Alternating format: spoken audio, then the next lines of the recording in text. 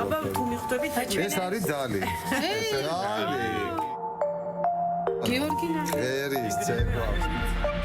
აბა მე და შესადა რა თქმა ჩამოყრილი მაინდა შეყურე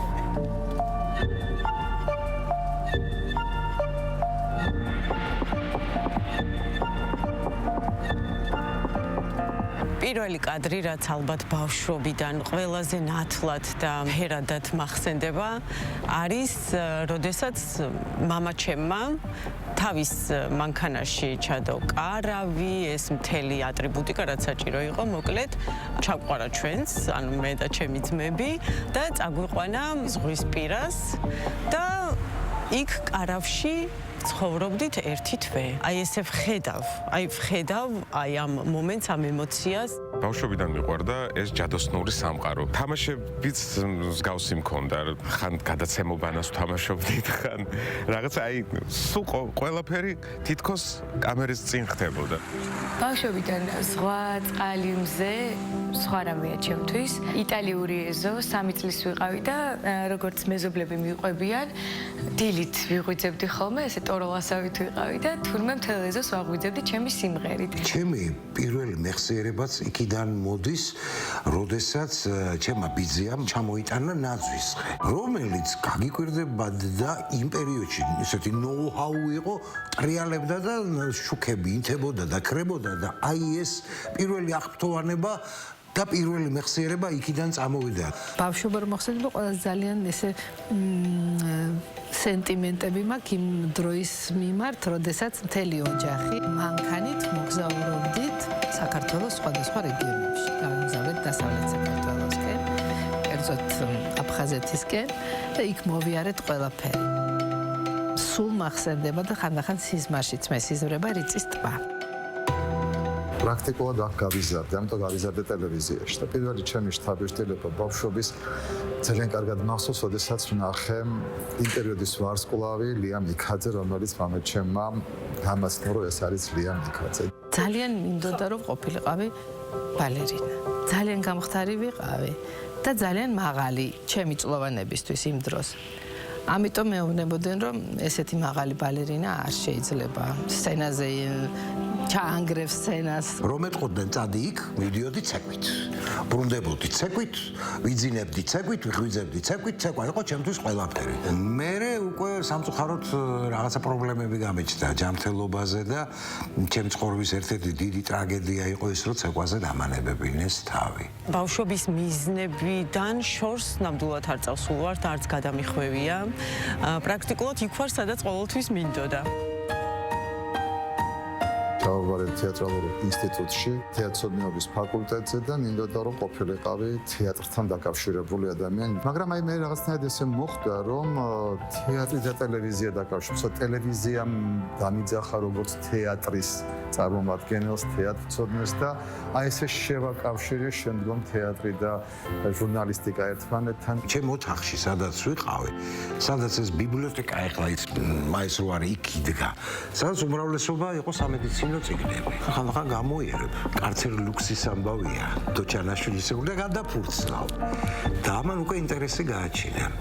მე გარდა ამისა, ჩემი მშობლების მიერ ორივე ექიმი გახლდათ, მადლნაპყურევ ხალხთან მქონდა ურთიერთობა, ვინც მათ გადაარჩინეს, ხელი გაუმართეს, სიცოცხლე აჩუქეს, მოარჩინეს და ამან გარკვეული სიამაყით ამავსო. მაგრამ ეს არ ნიშნავს, რომ მე შეყვარებული ვიყავი მედიცინაზე, არავითარ შემთხვევაში. სიყვარული მოდის საქმესთან ერთად მე. პირველი ყველაზე დიდი ჯილდო არის ის, რომ პაციენტი ან და მისი მშობელი გეტყვის, რომ მადლობთ ექიმო. ამას ვერანაირ ტაშს ვერ შევადრი. მე მაქვს რამოდენიმე პროფესია. ჩემს ესე ვთქვათ, პირველად პროფესიაში საერთაშორისო მენეჯმენტი მაქვს დამთავრებული საზღვარგარეთ შვედეთში, ასევე ფინანსური ეკონომიკა ნიცაში. ისე არ იყო, რომ აი ვთქვათ, ან სცენა, ან სწავლა, ცალ-ცალკე არ იყო.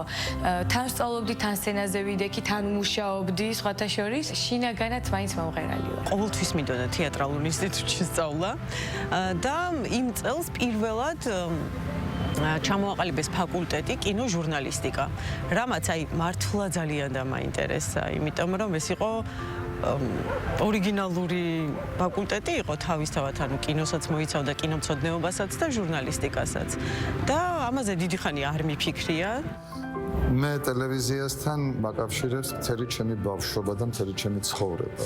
და ალბათ იმიტომ, რომ მამაჩემი იყო იმ ოპერატორთა პირველ ოპერატორთა რიცხვში, რომლებიც ამ შენობაში შემოვიდნენ. შემდგომ ჩემთვის ყველაზე მნიშვნელოვანი ეტაპი ეს იყო, როდესაც მე მოვხვდი პიონერ ფილმში და პირველად გადავიღეთ და დავამონტაჟე პირველ ეგრეთ წოდებული გადაცემა და წავიყვანე სხვათა შორის პირველი გადაცემაც პიონერ ფილმში. აი ესე დაიწყო ჩემს ცხოვრებაში ტელევიზია.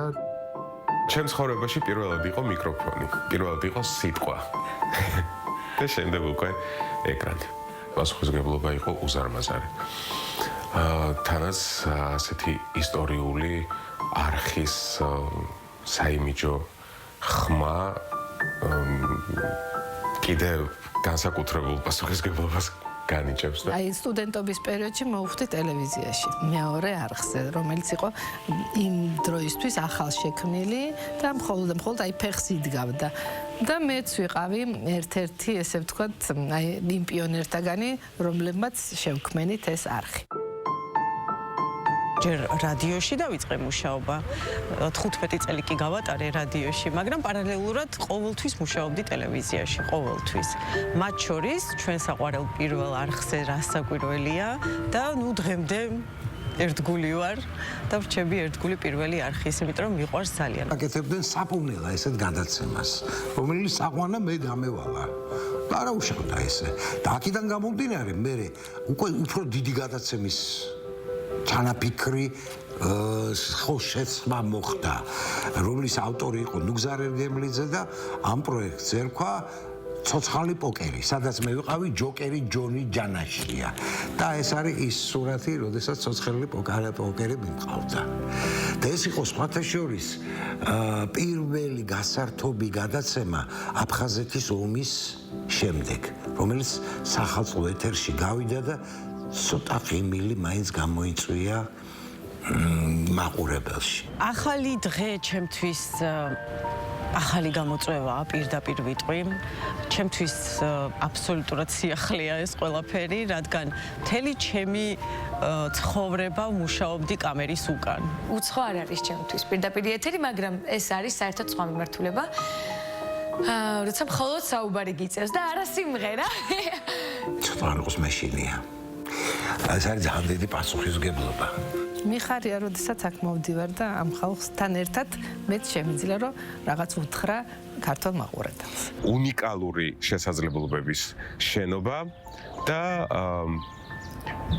ერთადერთი ის შემიძლია თქვა, რომ გაგრძელება იქნება.